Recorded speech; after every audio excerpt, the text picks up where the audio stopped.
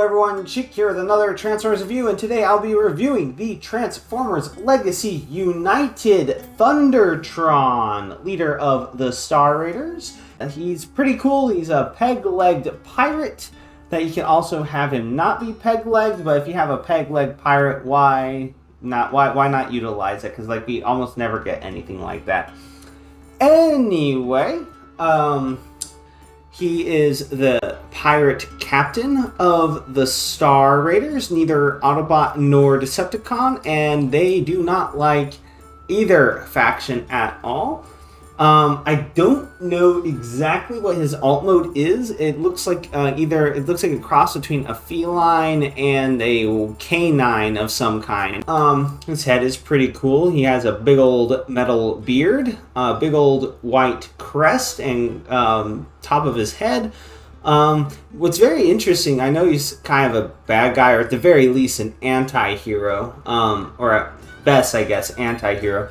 But he doesn't look super evil. He just looks a little hardened, and but his eyes don't, at least to me, unless they're like supposed to be deep, cold, icy blue eyes or something. But it seems a little, it doesn't seem as bad to me at the very least. At least as long as you're not an outright Cybertronian, then he probably isn't necessarily going to have too much beef with you.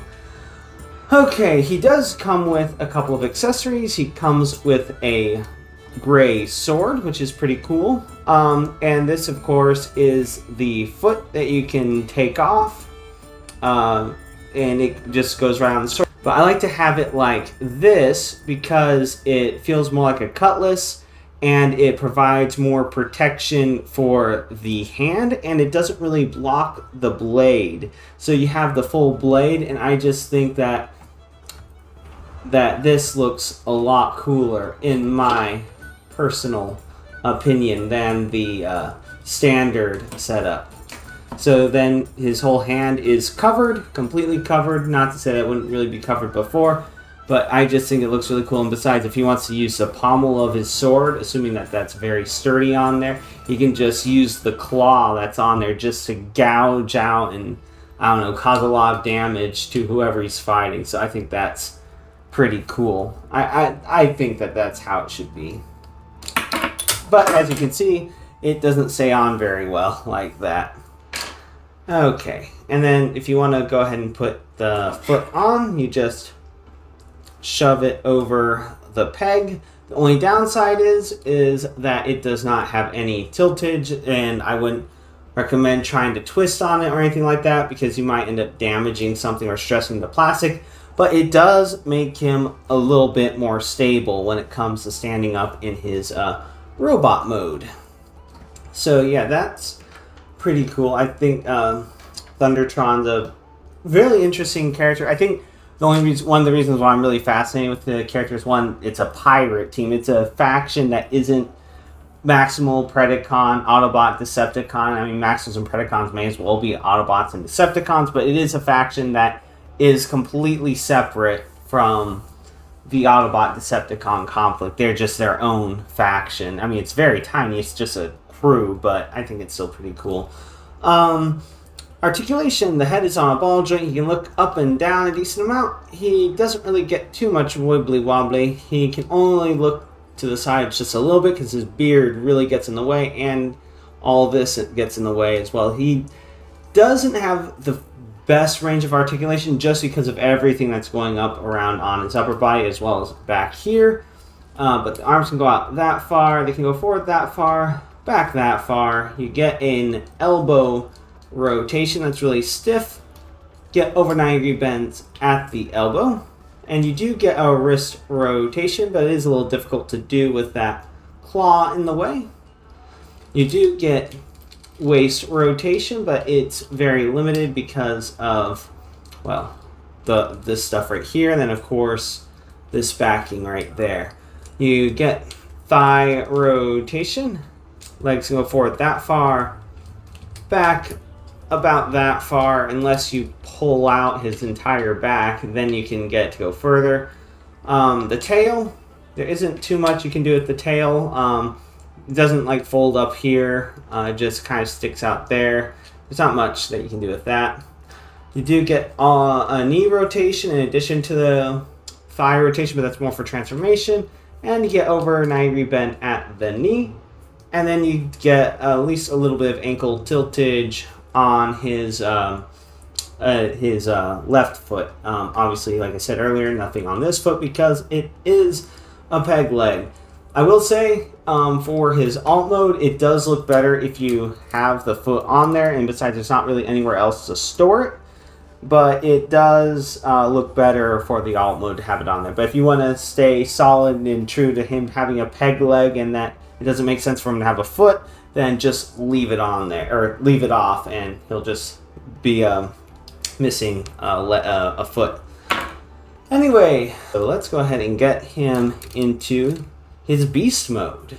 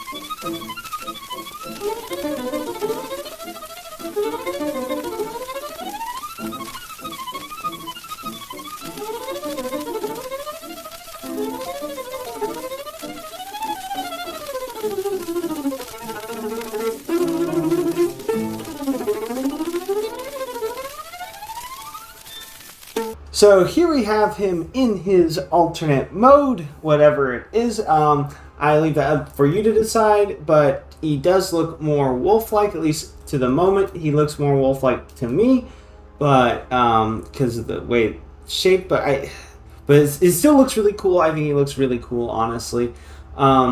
And then there's the peg leg right here. I will say it does look a little bit odd because when you think of an animal beast mode, you don't really think of, oh, that animal's going to have a peg. It's just going to have a missing foot, which I think looks a little wonky. But, I mean, then again, he is a pirate transformer.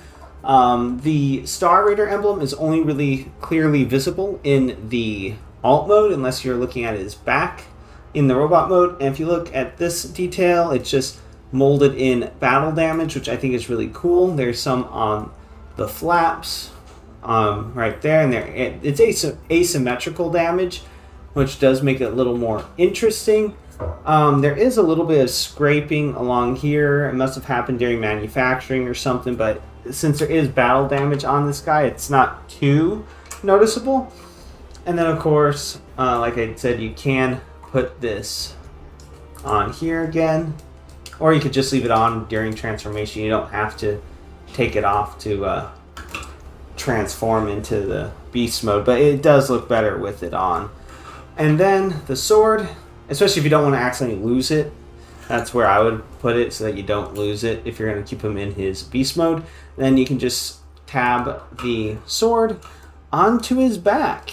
Overall, I'd say he's a pretty cool figure.